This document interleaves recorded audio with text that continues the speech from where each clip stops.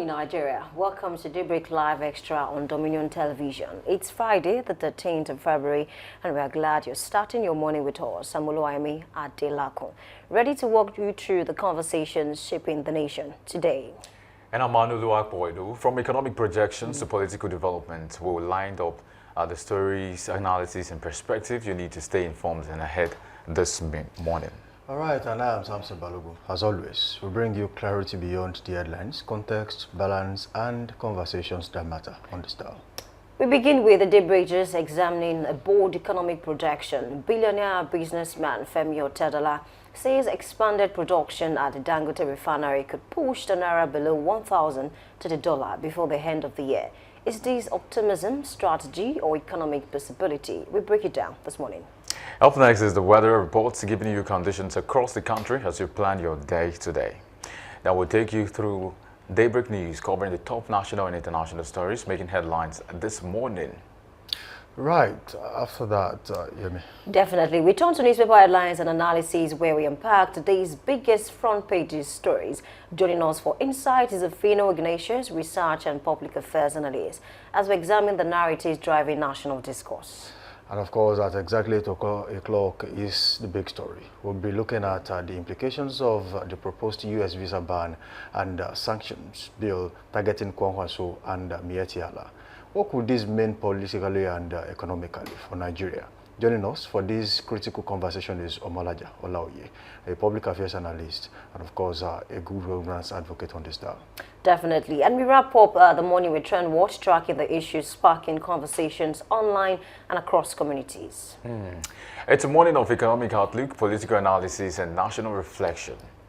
Right after that, this is the Daybreak Live on Dominion Television. Ibadan. Good morning. Of course. Good morning. Good morning to you, the extracting.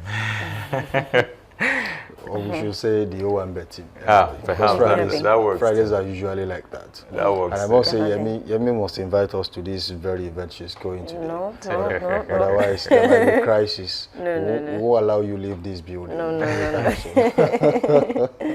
Okay, good morning, guys. Good morning. A lot is going on. And, we just heard what Femi Otedola said. He's a billionaire businessman, and he knows exactly where to put his money. And he's been doing that for years.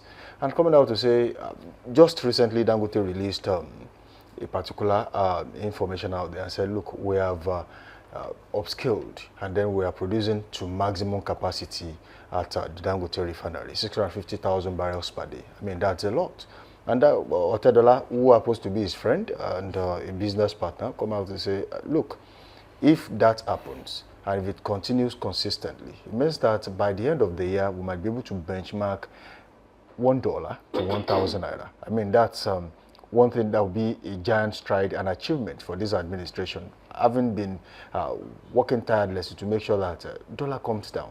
And there is no way you can do it unless Nigeria reduces this FX exchange with other countries. Definitely. I think it's a good one. Of course, we celebrate, Dangote for, achieving this, and then his friend, he also mentioned that it's his brother as well.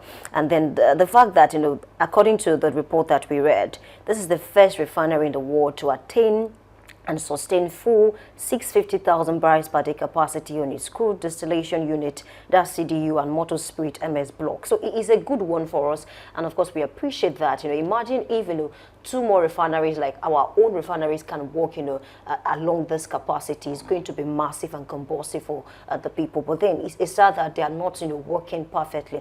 And then one more thing is, some Nigerians, because I was trying to check online to see what people are saying concerning this matter.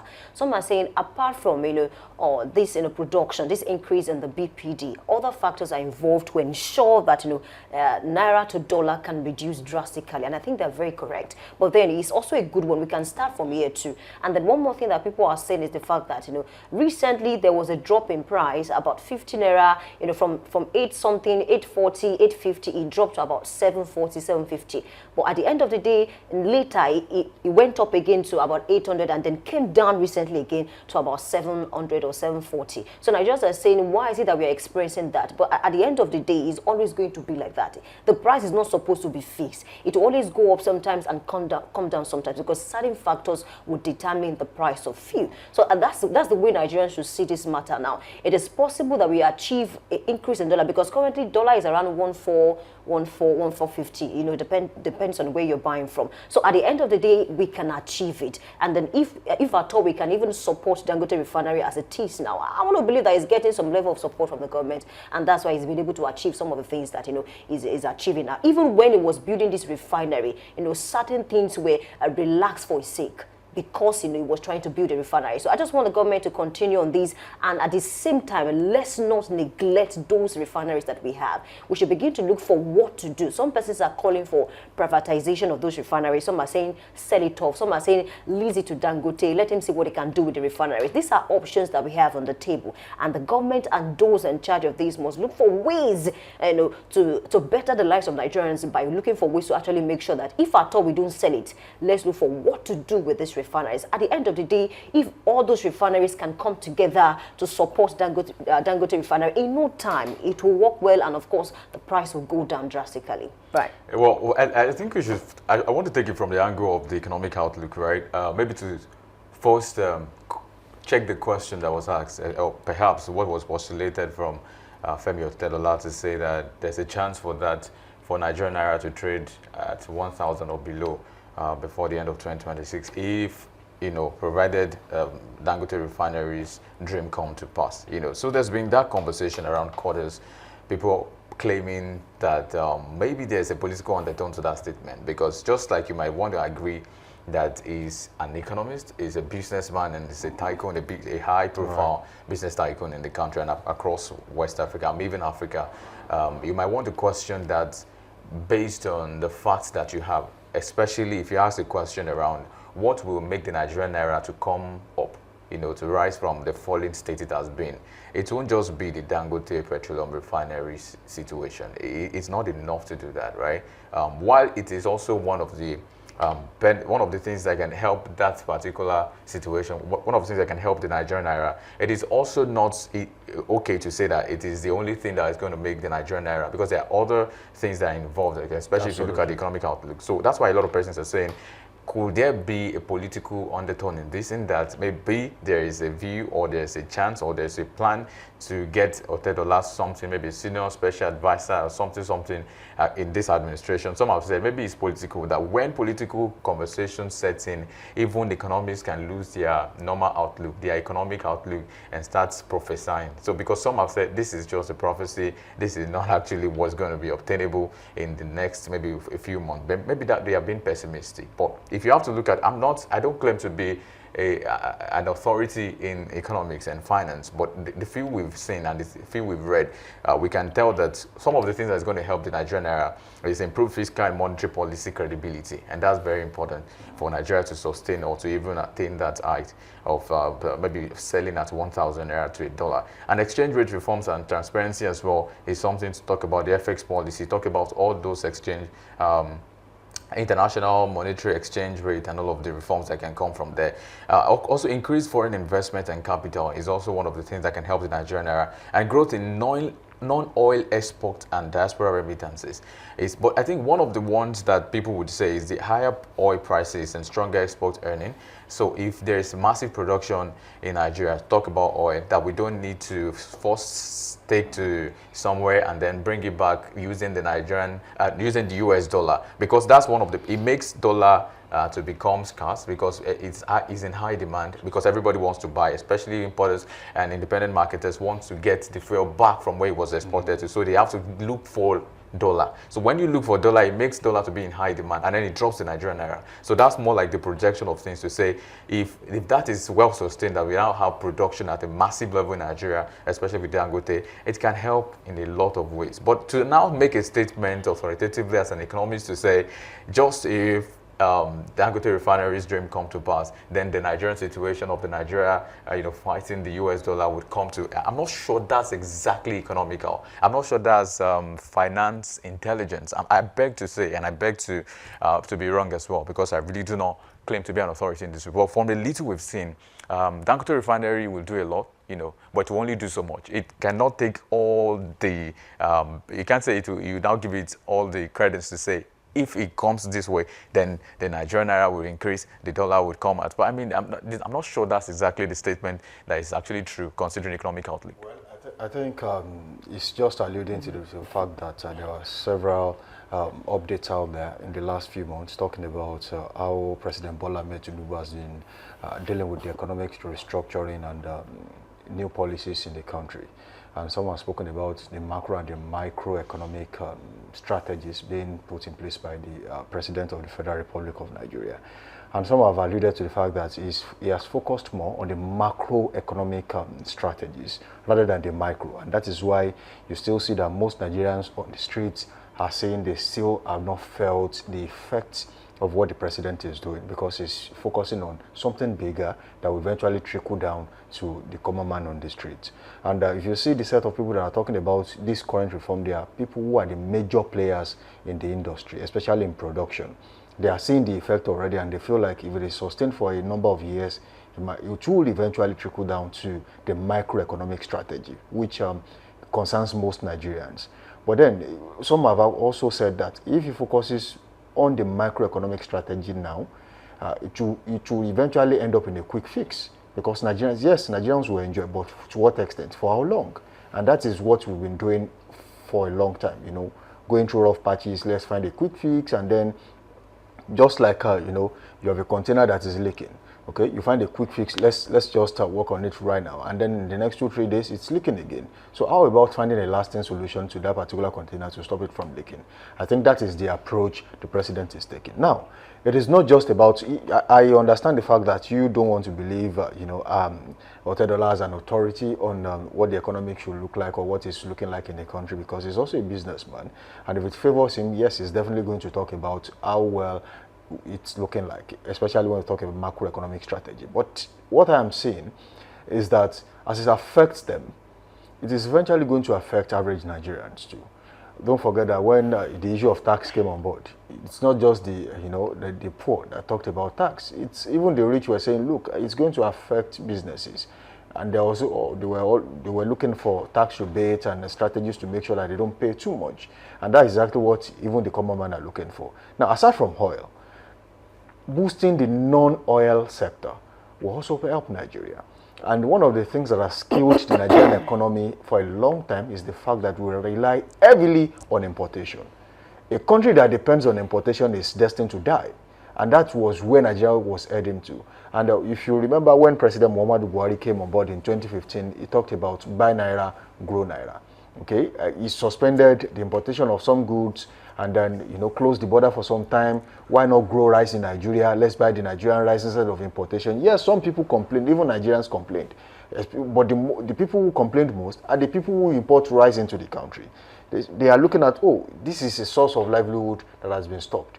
That will also happen when someone comes tomorrow and says there is no importation of generator into the country again.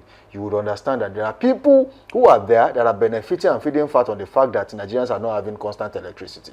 Okay, so he's looking at ways to make sure that economy is stabilized, because stability is the most important thing. When you stabilize the Naira, a Naira to a dollar is also an amount of money, and you are sure that unless it reduces, it's not increasing. So it should be pegged at a particular price. And that is why I don't really like the idea of floating the Naira and putting it up to market forces. Oh, whatever happens, then it should be floating. Today it is this, tomorrow it is that. I think there should be a way. Just like Otedola said, if Dangote Refinery is away from those who are sourcing for dollar, they are buying in Naira, buying crude in Naira, and of course selling in Naira. If they are no longer looking for dollar to purchase crude oil from America, just like they did when they started, if they are not looking for dollar to buy, because it's a huge part of the Nigerian economy. That refinery alone now, when it comes to FX, I don't know for a fact, but I can say it should be about 30% of what, the kind of dollar they'll be looking for in the market. So that takes us away from how much dollar we are looking for. And then other areas, non-oil sector too, should be looked into critically. How well are we doing in those sectors? I mean, we know for a fact that even as bad as toothpick, Nigerians import. So what do we tend to do to these people to focus more on industrialization rather than importation? These are things you should be looking at. A producing economy is a growing economy. An importing economy is a dying economy. And I want to, I'm not totally taking what Otedola said, but I'm just buying, I'm taking a few from it and saying, look, it is going to help Nigerians in the long run. Okay, so not to say this in defense of Otedola, yes, there might be a political undertone to all of this. I mean, this is Nigeria, but however, I think they have a relationship before all of this. Absolutely. Several times you see Otedola, comment on things that have to do with Dangote online, their friends. There was even a time that the daughter of Otedola called, Dangote. I think he called maybe his Big Daddy or something like that online. So I think they have a kind of relationship. But away from that now, I recall that in 2023, when the price of fuel went up, it affected the price of dollar immensely. I can still remember, because I wanted to buy something at that time, but then because of that, I had to add more money to it. So it's a problem. So I don't know how to explain this now, but let me use this analogy now. So the same way the amount of money you have in your bank account, your resources that you generate can affect several aspects of your life. Is the way the price of fuel can affect all the other factors that are connected to this. Yes, other factors are connected to this, whether Dangote, is going higher with the number of, barrels it produces, in one day or not. But then it can affect these other factors that can help us beat down the price of dollar. So if we can get it right, it can affect these other things. And that's what we are trying to do. And then he also mentioned something. He said beyond the current capacity, Dangote was embarking on additional $12 billion expansion to boost refining capacity to 1.4 million barrels per day, alongside plans to produce 2.4 million tons of polypropylene and 400,000 metric tons of linear alkyl benzene, a key ingredient in detergent. It is a good one, actually. So if we can get this one right, it can also affect all the other things that are connected to this. But that's not to say that only Dangote Refinery, the price can come down, then we can also achieve, a bit, or we can also achieve, a reduction in the price of dollar. So these things are connected to each other. I don't know if you get me. They're connected to each other, and then if we can get this right, we can also get those other factors right. But we should not be dependent on Dangote Refinery. Can we begin to look for other ways to even help the situation? And I don't understand what the government is doing at this point in time, because there are still discussions around our own refinery. We don't even know what to do with those refineries. If we can work on those ones too, we can count for something. And that's what we are saying. I mentioned a few days ago that when you find a man with result, find humility, by all means possible, and speak to him. How are you doing this thing? How are you getting it right? Speak to his engineers, talk to him. Article was even saying, let's just privatize these things and let's move on. Away from that, let's also look at all other options, and then let's find a way to make sure that these refineries, our own refinery, will also work. Dangote does not have two heads. Just one. Yes, he's a billionaire, but the government can even pull more resources than it can if you look at it critically. So some people will say Nigeria is broke, but I don't believe that. I don't believe that. Exactly. It's about the Nigerian attitude. There is a particular saying that most people don't want to listen to, they don't want to hear, that people say out there, that may Nigeria not happen to you. Nigeria is happening to Nigeria's facilities out there, especially when it comes to the refineries and Ajakuta steel rolling and so many other things. I initially don't want to believe it's a negative saying until recently, when I discovered that Nigerians are the problems of Nigerians and Nigeria itself. The moment you are employed, you become a government employee and you realize, you believe that, nothing has to work. As long as you wake up, take your bath in the morning, go to work, and you come back, you don't really have to do anything. It is only in Nigeria that Nigerians who take up an employment with the government, travel abroad, still be taking, money from the federal government, and still maybe be giving a stipend to some people just to keep them, in the record books that they are still members of staff. There are so many of them out there. There was a time the Abiola Ajimobi administration in Naira State had to do some auditioning, and they discovered some people were already dead, and their monies were still going to their bank accounts. It costs you nothing to be honest and say, look, this person has passed away, and then we just want to let you know that he's no longer here, especially for pensioners. These are ways that Nigeria has been wasting money. Can we be honest enough to say, look, let's do the right thing at the right time? But the reason I said Nigerians are happening to Nigeria, you want to make money at all costs. It is only in Nigeria that one will go to bed in the night and believes when he wakes up in the morning, he will be 100 million naira richer.